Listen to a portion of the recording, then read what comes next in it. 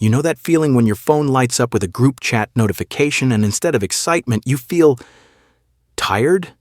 Not sad, not antisocial, just tired.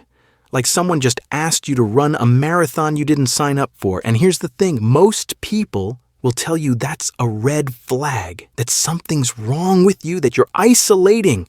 But what if I told you that your need to be alone isn't a symptom of something broken? It's a signal of something most people have completely misunderstood about how the brain actually works. Stay with me, because by the end of this, you're going to see yourself and everyone around you completely differently.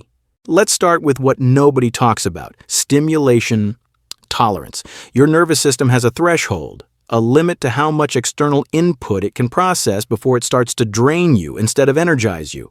And here's where it gets interesting. That threshold is not the same for everyone. Some people have a high tolerance. They can be in crowds, jump between conversations, absorb chaos, and still feel alive. Others, their system is more selective, more sensitive, not weaker, more discerning. When you prefer being alone, you're not running away from people. You're protecting your cognitive bandwidth. Every interaction, every conversation, every smile you return in the hallway, it all costs energy. And your brain knows this. It's constantly doing math in the background, calculating, is this worth it? Is this input valuable enough to justify the expense?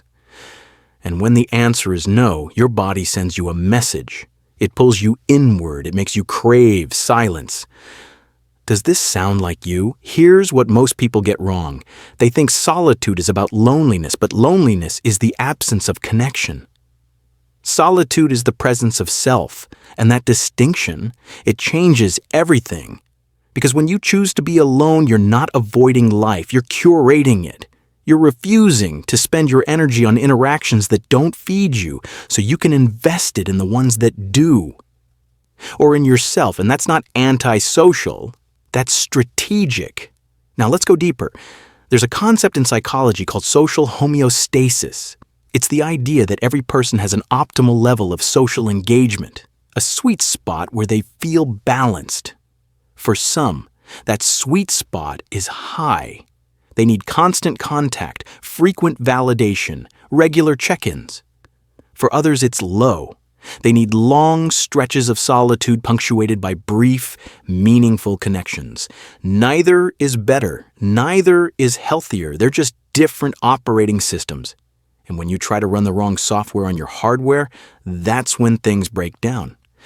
Think about the last time you felt truly recharged. Was it after a loud party? Or was it after a quiet evening alone, doing something that mattered to you, reading, thinking, creating, or just existing without performance? If it's the latter, your brain is telling you something important. You process life internally. You don't need to talk through every emotion to understand it. You don't need external validation to know you're okay. You have an inner world that's rich enough to sustain you. And that, honestly, is rare. But here's where society messes with you. From childhood, we're taught that connection equals health. That the popular kids, the social butterflies, the ones with packed calendars, they're winning. And anyone who doesn't fit that mold, they're struggling, they're shy, they're missing out. But what if that's just propaganda? What if the people who thrive alone aren't underdeveloped? They're just operating on a different frequency? Neuroscience backs this up. Studies on introversion and solitude show that people who prefer alone time often have more active prefrontal cortexes, the part of the brain responsible for deep thinking, planning, and self-reflection. They're not less social. They're more internal. Their stimulation comes from ideas, patterns, meaning-making, not from external chaos. And when you understand that, everything clicks. You're not broken. You're just wired to find meaning in depth, not breadth.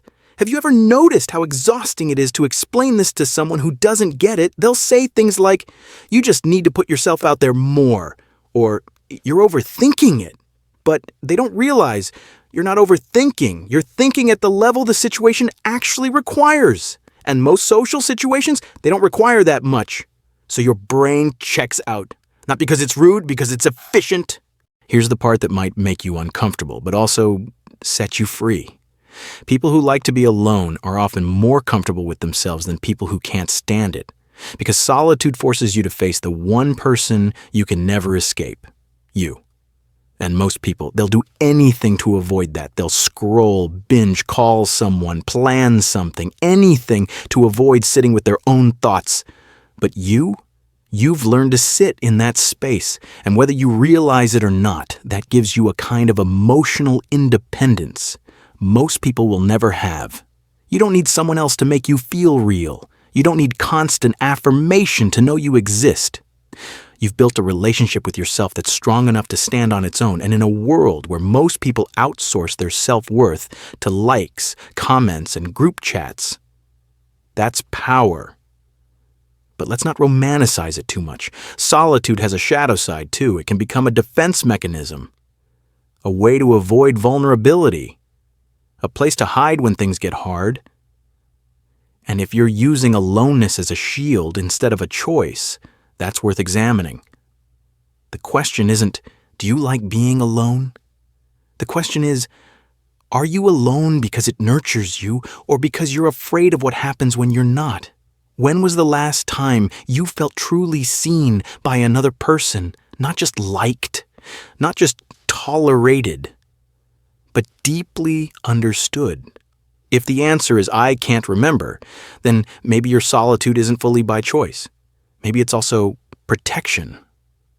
And that's okay. But it's worth knowing the difference. Here's the reframe. Solitude is not the opposite of connection. It's the foundation of it. Because the people who are most comfortable alone, they're the ones who show up to relationships without desperation, without neediness, without using other people to fill a void. They come whole, and that makes every connection they do choose more intentional, more honest, more real. So, what does this say about you? It says you're not afraid of your own company. It says you'd rather have 2 deep conversations than 20 shallow ones. It says you're not playing the game everyone else is playing, the one where your worth is measured by how busy your social calendar is. You're playing a different game, one where meaning matters more than noise, where quality beats quantity, where being alone isn't loneliness, it's clarity. If this hit different, if it felt a little too accurate, then you'll want to watch the next video, because we're going even deeper into why the people who feel the most might actually show it the least. And if you've ever been called too quiet or hard to read, you're going to want to see what that really means. Comment below if you've ever had to explain to someone why you actually like being alone. I want to hear your version of this.